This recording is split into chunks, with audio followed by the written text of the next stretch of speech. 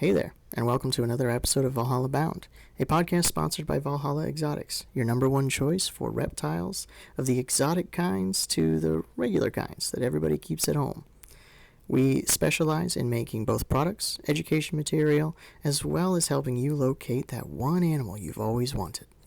My name is Joe, and I'll be your host today, and today's podcast is a generalized feeder podcast. Now, I realize as you're listening, you might be noticing, hey, all of these podcasts are super generalized, and he's not really getting into any specifics. Give it time, my friends. I plan on moving into specific animal care in the near future, but I've found that a lot of people really don't understand anything about reptiles. And I want to start things slowly. I want to ease into it and give people the basics and then move into the heavy stuff later on. So, let's talk about feeders. There are different kinds of animals that eat different kinds of things, as you well know, but not many people know about reptiles or about what they eat. So, can't tell you how many times I have been called to pick up a snake and found things like vegetables or flies or, weirdly enough, cereal thrown into the cage to help feed the animal. People have no idea what these guys eat, and I want to enlighten everyone. So, let's talk about live feeders. As you well know, there are a lot of reptiles out there. Some of them eat vegetables, some of them eat live animals. Being higher up on the food chain means that if you want to keep these animals in your home, you're going to have to provide lower animals on that food chain. The first animal that I want to discuss would be insects. These would be things like bearded dragons, leopard geckos, chameleons, and certain types of monitor lizards that stay smaller. So, the most commonly used animal is crickets. Now, we've discovered that these are not the most viable source, as they're difficult to keep alive, and they also are not very healthy for our animals. But if you gut load them and feed them a source of vitamins and nutrients that is immediately then passed on to your reptile, they work. We also dust them in calcium, and that helps maintain the calcium source for our reptiles to maintain their bones and prevent metabolic bone disease. I prefer, personally, to use roaches. Now, I know what you're saying. Roaches. Gross. Who wants to keep those in your house? But hear me out. I keep discoid roaches. These guys are literally the worst at being a roach. They actually can't climb anything but cardboard. They don't fly, they don't make noise, and they're a little picky when it comes to eating. They'd much prefer to eat carrots and celery and cucumber and sources of fruit than dog food, or I don't even know what else roaches would eat, but there are commercialized roach foods that I supplement into their diet. I also will give them cricket feed, but to be honest, the thing I see them eat the most is fresh fruit and vegetables. You can believe me when I tell you I was just as surprised when I found out that the roaches have a healthier diet than I do. One other food source that animals may enjoy would be grasshoppers. Now, I personally have only worked with canned grasshoppers for my monitor lizards and would feed them on tongs, but I've heard an uprising of people who are breeding grasshoppers as a food source. Now, breeding them sounds difficult, as I know grasshoppers can have a voracious appetite, and I think it might be difficult for me to provide constant live fresh vegetables for them to eat. But I do know that they get bigger, which is one of the things that I like about the roaches, and so the varied size from babies to adults allows you to feed all ranges of reptiles and sizes based on how early you feed them off. Next, we'll talk about worms. There are a lot of types of worms out there, from mealworms to superworms, silkworms, hornworms, calcium worms or soldier fly larvae, and even red wigglers and earthworms that you would use for fishing.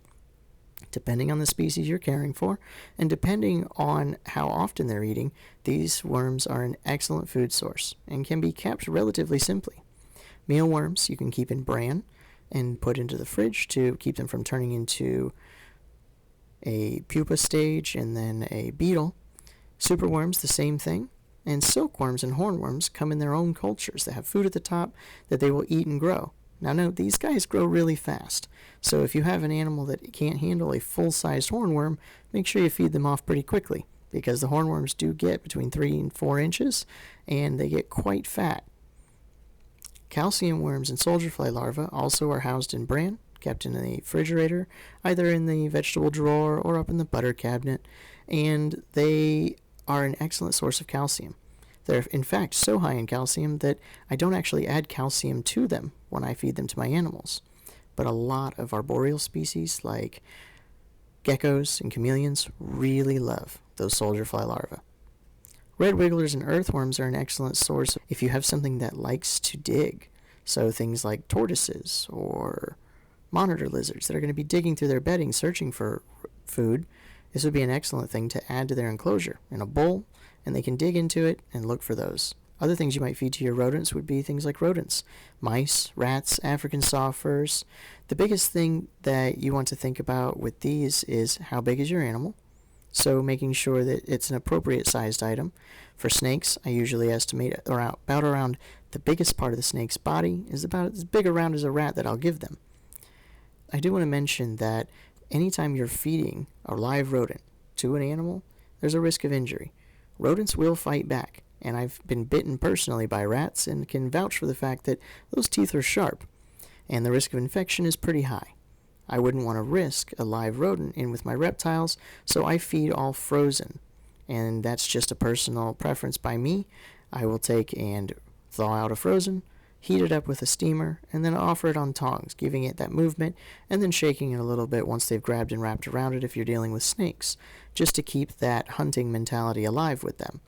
But I don't want a $3 rat to kill a $1,200 snake, if you know what I mean. In addition to the rodents frozen, I also feed chicks and quail.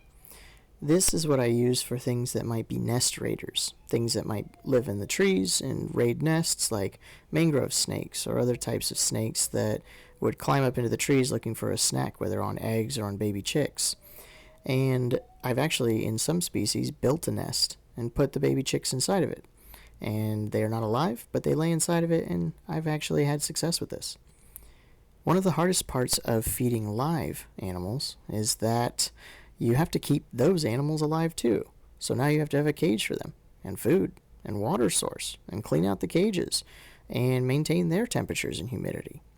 Crickets, roaches, grasshoppers, mealworms, superworms, hornworms, and silkworms, as well as the earthworms and wigglers, all range and vary slightly in their care. Crickets, I would say, with grasshoppers, are probably the most difficult to keep.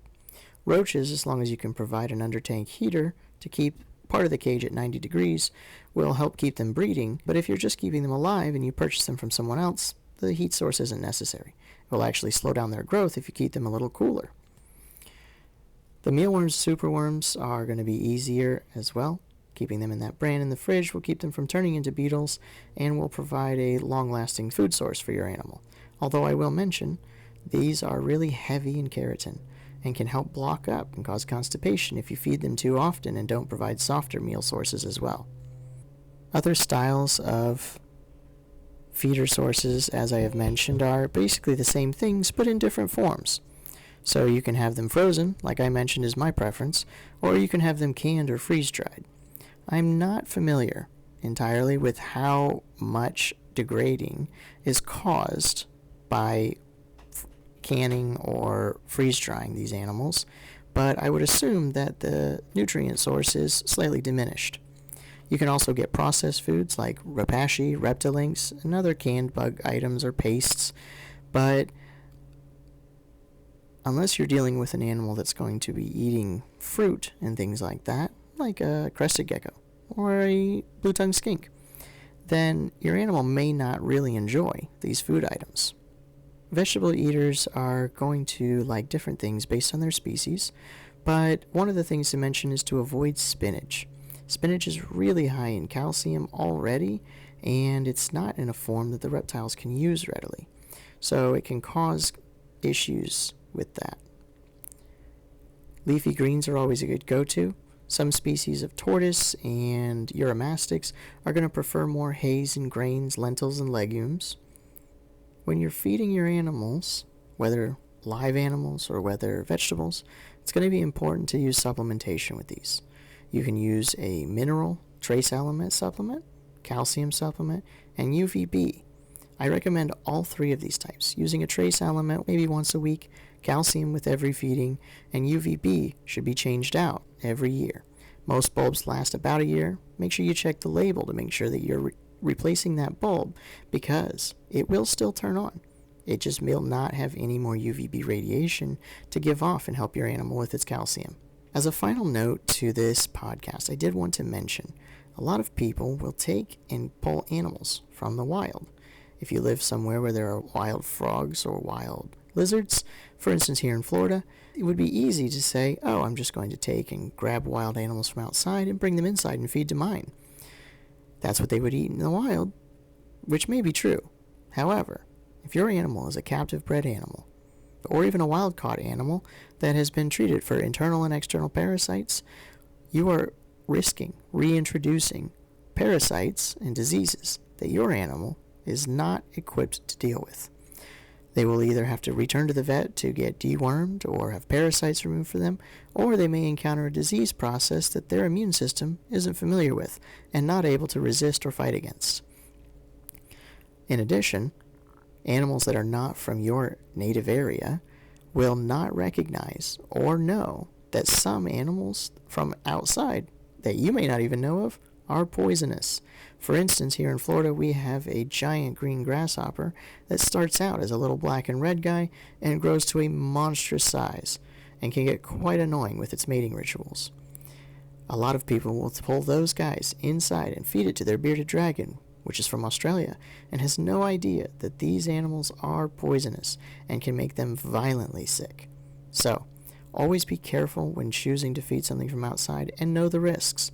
I'm not here to tell you how to do things, but I wouldn't recommend it unless you are very familiar and able to establish a colony of those animals inside your house and make sure that they are disease-free before providing them to your beloved reptile. This has been a Generalized Feeder podcast by Valhalla Bound, sponsored by Valhalla Exotics. Tune in next time, and we will talk about the actual process of feeding your animals. As always, make sure that you stay Valhalla Bound.